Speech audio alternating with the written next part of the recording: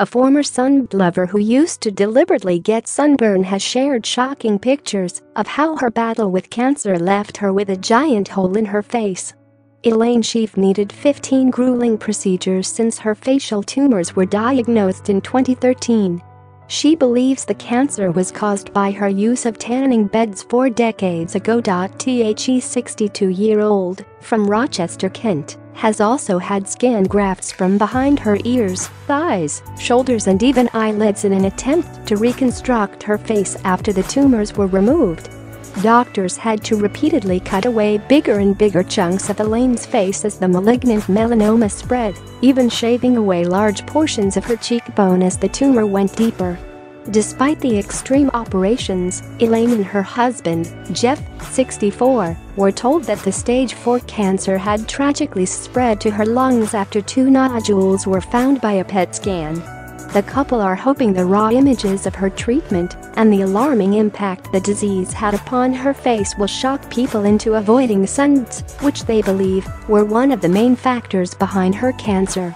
Elaine said, "I've always been quite fair-skinned, but getting a bit burned was the aim back then. We used to laugh and say we looked like strawberries, it was so stupid. Yet you can go anywhere and put on a cream and get the same result. I begged people to take the proper precautions when on holiday and don't go on sunbeds. People need to know that going on them can be absolutely fatal. You need to look after yourself and your skin. You really have got to be mad to go on them. Do it the safe way by using fake tan.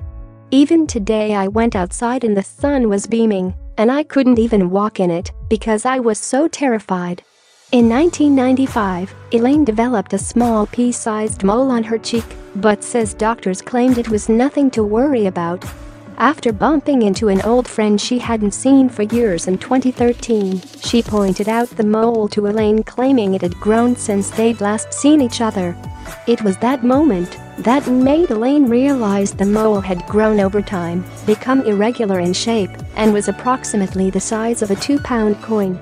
Visiting the doctor about the mole for the second time in almost 20 years, Elaine was then referred to a dermatologist who soon confirmed it was skin cancer.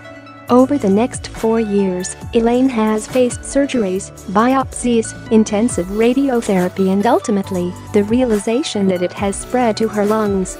Elaine said, "I know it's very hard for people to take on board when they're not aware of what the skin cancer can do. When I watch friends and see people with moles, I really don't stop nagging them now to get them checked. You really have to be careful. I wish I'd known. I actually had a biopsy on this particular mole in 1995 and they said it was nothing to worry about. For a number of years it didn't change, then all of a sudden, around 7 years ago, I saw a friend I hadn't seen in a long time, and she said, 'Crikey, Elaine, your mole has grown,' and I realized it had. Shortly after, I noticed a sore on it and thought I will go to the doctors again to get it checked. I told them I was a little concerned about it and it was irritating me. I was passed over to the dermatology department straight away, and within a month I had a biopsy and was diagnosed with skin cancer.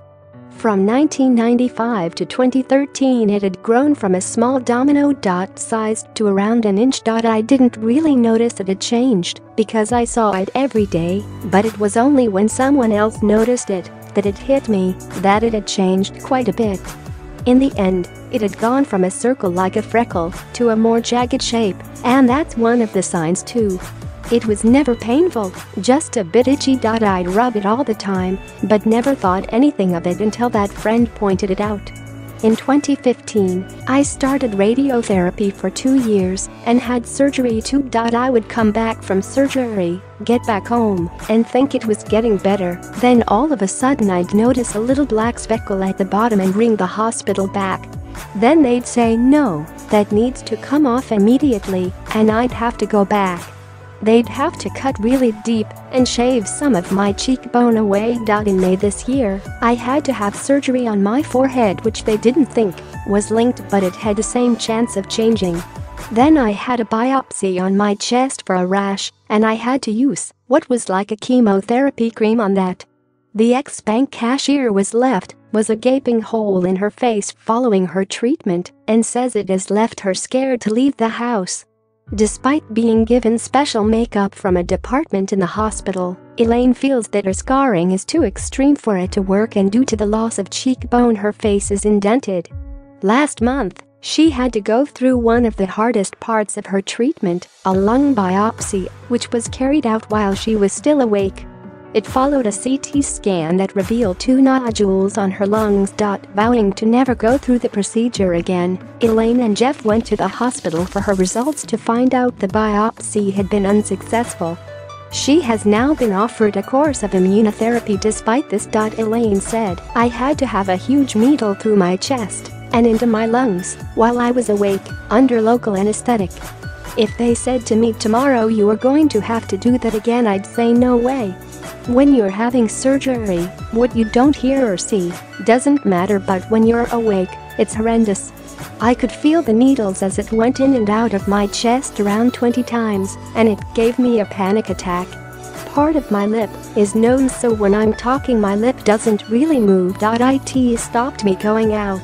I went to a place in the hospital which is for people who have disfigurement due to burns or surgery, and they gave me special makeup and taught me how to put it on, but that was years ago.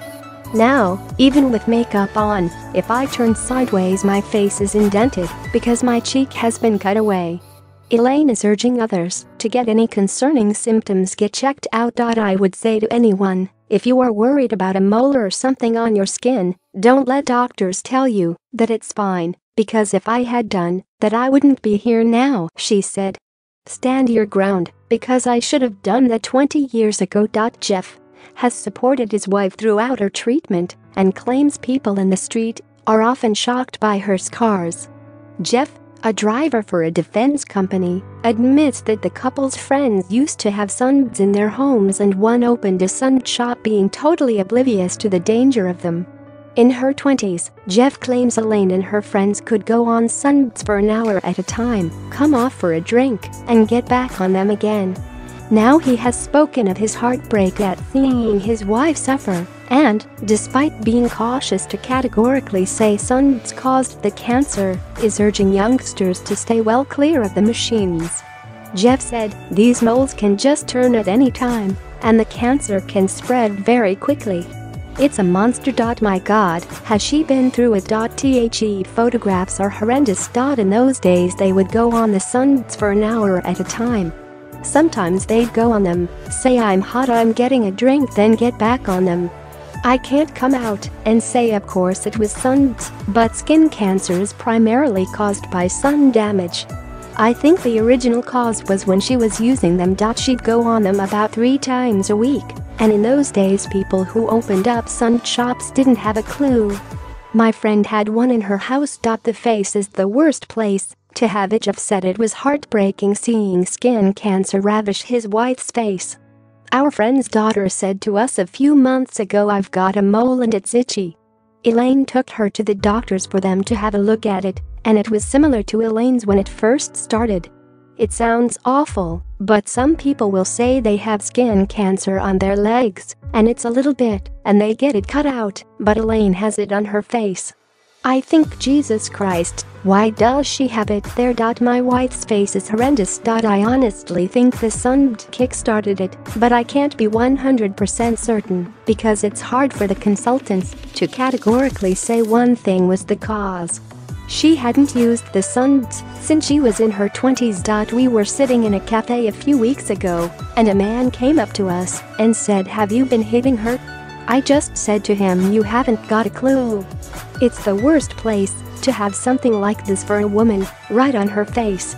People don't realize the dangers of overexposure to sun. They can be so stupid. Skin cancer is actually on the increase. According to the British Skin Foundation, people who are at the most risk of developing malignant melanoma are fair-skinned people who burn easily, have past episodes of sunburn, have more than 50 moles, and have already had or have family who have had skin cancer. It states that the most important preventable cause is exposure to too much ultraviolet light in sunlight, which can be from the natural sun or suns. While the charity states 3/4 of those who have a melanoma removed will have no further problems, it is key to catch the cancer early. In Elaine's case, she hadn't had the mole checked in almost 20 years, so there is no determining when the skin became cancerous.